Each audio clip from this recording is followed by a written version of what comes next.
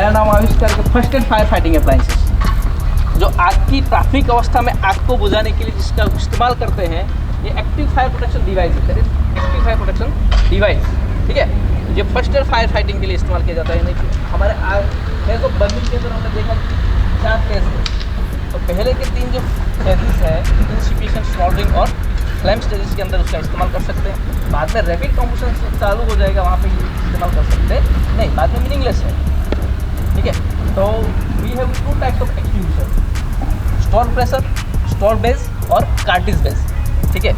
जिसके अंदर store pressure का रहता है उसके अंदर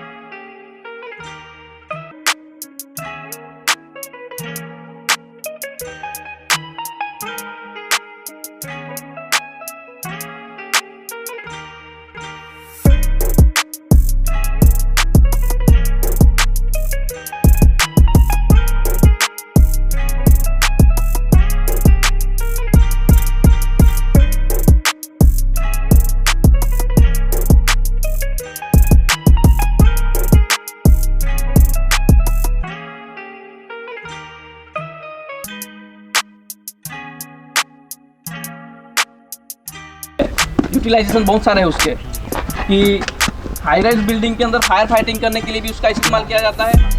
रेस्क्यू को कैजुअलिटी को रेस्क्यू करने के लिए भी इसका इस्तेमाल किया जाता है। एक